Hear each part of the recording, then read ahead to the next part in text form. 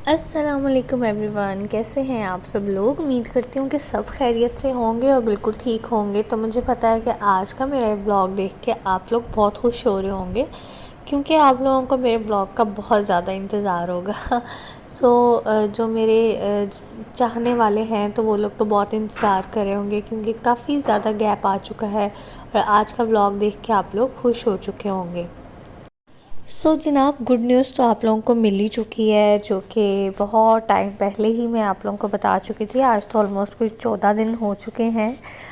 हाँ जी, अल्हम्दुलिल्लाह अल्लाह पाक ने मुझे अपनी रहमत से नवाज़ा है और अल्लाह ने मेरे घर बड़ी बड़ी प्यारी सी बेटी भेजी है माशाल्लाह से। जी, मेरे घर की तो जो रौनक है वो अब दोगुना हो गई है, माशाल्लाह से डबल हो गई है। पहले नेमत भी थी हमारे पास, अल्हम्दुलिल्लाह अल्लाह ने नेमत से भी नवाज़ा था और अब रहमत से भी नवाज़ दी है।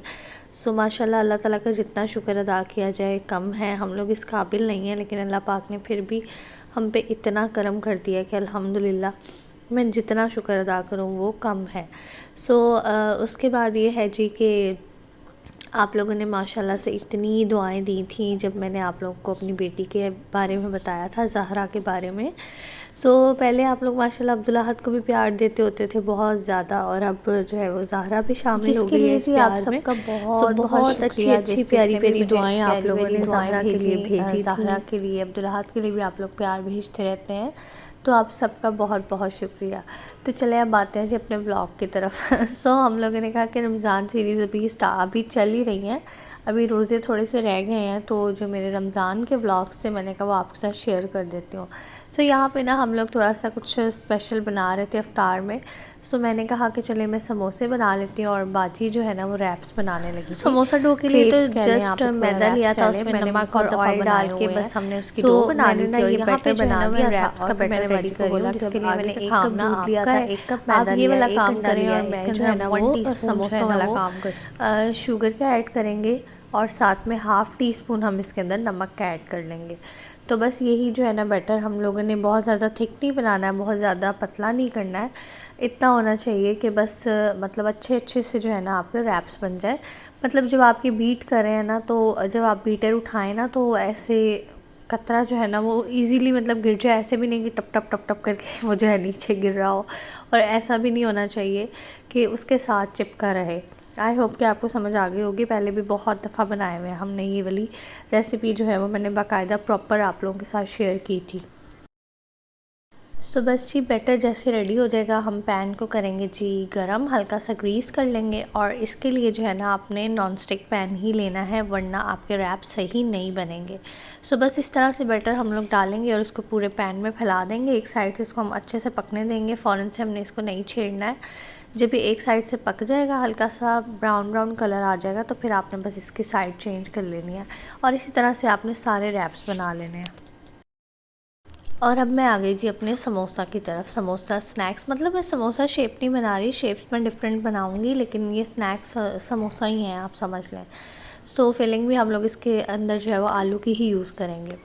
बस डो को ना मैंने थोड़ी देर के लिए गूंद के तो रेस्ट के लिए छोड़ दिया था। जब हम थोड़ी देर रेस्ट देते हैं ना डो को, तो वो बहुत अच्छी फिर ना हैंडल हो जाती है और बहुत अच्छे अच्छे जो है वो आपके स्नैक्स बनते हैं।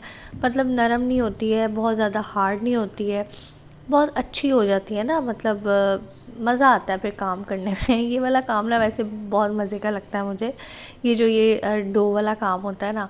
तो खैर मैंने यहाँ पे ना ये बॉक्स का जो है ना वो कैप ले लिया था, और बस इसके साथ ना मैं सर्कल्स बना रही हूँ। मैंने कहा मैं सर्कल्स वाली ही जो है ना वो शेप्स बनाऊँगी, स्क्वायर वाली कोई शेप नहीं बनाऊँगी, बिकॉज़ अगर मैं स्क्वायर वाली शेप्स भी बनाऊँगी तो फिर बहुत लंबा काम हो जाएगा।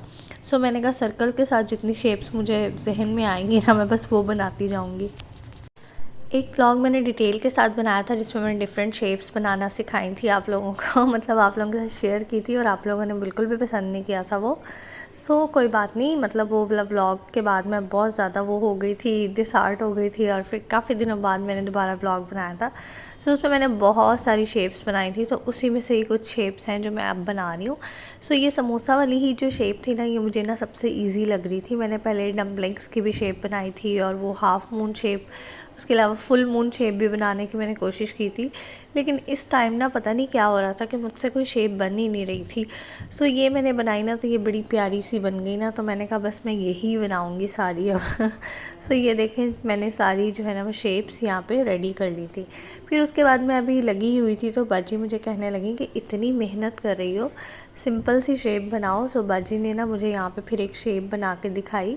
वो मतलब फ्लावर सा बना लिया था ना हम लोगों ने, इस तरह से मिड में जो है ना वो थोड़ा सा मटेरियल रख के और साइड से ना इसको कट्स लगा के ना, तो बस हमने इसको उठाया और एक दूसरे के ऊपर जो है ना वो रोल कर दिया। सो ये ना फ्लावर टाइप एक शेप बन गई थी, जो कि बड़ी प्यारी सी लग रही थी। लेकिन मुझे ये डाउट था कि ये फ्राइंग होते हुए कहीं मटेरियल इसका जो है वो ऑयल के अंदर ही ना खुल जाए, लेकिन ऐसा कुछ भी नहीं हुआ, क्योंकि मैंने जो मटेरियल है वो बहुत ज़्यादा फिलअप नहीं किया इसके अंदर। वो मतलब डो से जो है ना नीचे नीचे था। सो बिल्कुल भी ऐसा नहीं हुआ कि फ्राइंग के बाद जो है वो हमारा जो मटेरियल है वो खुल गया हो, या कुछ भी ऐसा सीन नहीं हुआ था। सो ये देखें, इस तरह से फिर ना मैंने बाकी सारे जो रह गए थे ना, वो मैंने इस तरह से बना लिए थे।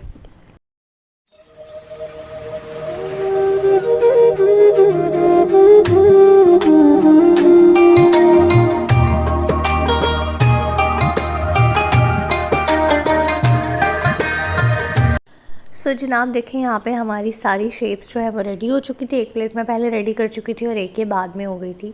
और यहाँ पे हमारे रैप्स भी जो हैं वो सारे बन चुके थे। ये जो मैंने आपको चीज़ें दिखाई थी ना, मतलब 1 कप मैदा, 1 कप दूध थोड़ा सा एक्स्ट्रा शामिल हुआ था, ताकि वो उसकी जो है थिकनेस को मतलब लेवल किया जाए, और 1 अंडा था। सो इसके साथ ना हमारे 10 रैप्स बन गए थे।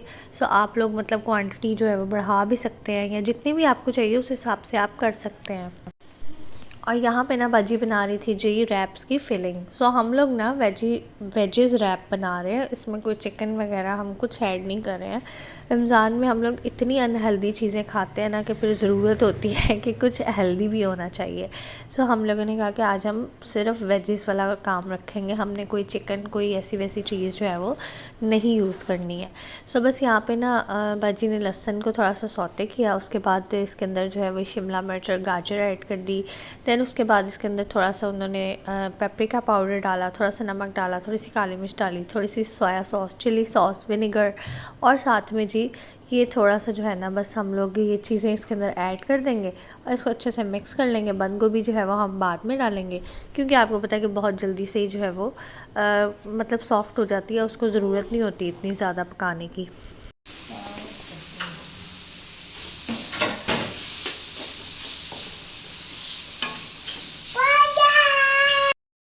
अच्छा जी, क्योंकि ये फिलिंग हम लोग रैप्स के लिए बना रहे थे, सो हम लोगों ने ना इसके अंदर थोड़ी सी वाइट सॉस भी बना ली थी, मतलब साथ में थोड़ा सा जो है वो दूध और मैदा डाल के तो वाइट सॉस भी बना दी थी। और ये जी हमने इसके अंदर चीज़ भी ऐड कर दिया, ताकि जो है वो थोड़ी सी मतलब वेजेस के साथ अच्छा सा टेस्ट आ जाए। सो अब किचन में जो है ना इस टाइम ये हालात थे कि मतलब काम शाम चल रहा था, ये मैंने भांजी के ज़िम्मे लगाया था, थोड़े से मैंने किए थे, मैं थक गई थी, तो मैंने उसको बोला कि चलो बाकी आप बनाओ। तो वो ये बना रही थी, कुछ बन चुके थे, और जो है ना वो मतलब फिलिंग वगैरह भी रेडी हो चुकी थी, हमारी रैप्स भी हमारे बने हुए थे। अब जस्ट रह गई थी कि जी हमारी रैप्स की जो है वो असेंबलिंग करनी थी, मतलब बस ये फिलिंग करनी थी, और उसके बाद जो है बस इसको शेप देनी थी। सो शेप मैं सोच रही थी कि इस दफ़ा थोड़ी डिफरेंट कर लेते हैं, क्योंकि हर दफ़ा मैं रोल शेप में ही बनाती हूँ। सो मैंने कहा कि इस दफ़ा ना हम थोड़ा सा जो है ना ट्रायंगल शेप में बनाते हैं, वो बड़े प्यारे से लगते हैं। तो इस तरह से बस एक साइड पे फिलिंग रखी मैंने थोड़ी सी, और सेंटर से इस रैप को जो है वो कट किया, और देन उसके बाद इस साइड को उठा के दूसरी साइड पे, दूसरी साइड से तीसरी, और तीसरी से चौथी पे ले आए और बस इस तरह से जो है वो हमारी ट्रायंगल शेप बन गई, जो कि बड़ी ही प्यारी हो जाती है। और ये जो फिलिंग है ना वो स्टिकी सी हमने ना थोड़ी सी मतलब छोड़ी थी, इसको बहुत ज़्यादा ड्राई नहीं किया था, हमने थोड़ी स्टिकी स्टिकी रखी थी, ताकि ये जो रैप्स हैं ये साथ में आपस में जुड़ जाएं।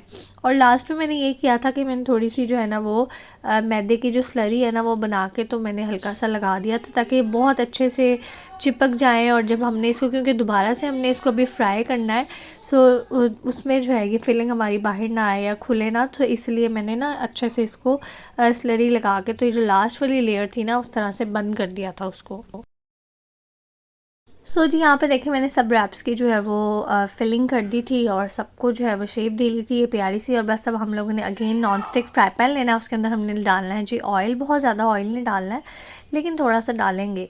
सो बस इस तरह से ना अब हम लोग रैप्स को रखते जाएंगे और इसको ना हमने बहुत ही खूबसूरत सा जो है ना वो कलर दे लेना है। और जब ये एक साइड से गोल्डन ब्राउन हो जाएंगे सो इसकी साइड चेंज करेंगे, दूसरी साइड से हम इसको पका लेंगे। और देखें आपके कितने ज़बरदस्त हमारे रैप्स जो हैं वो हो चुके हैं जी रेडी। आप इसको सर्व कर सकते हैं विद अपनी फेवरेट चटनी और इन्जॉय कर सकते हैं।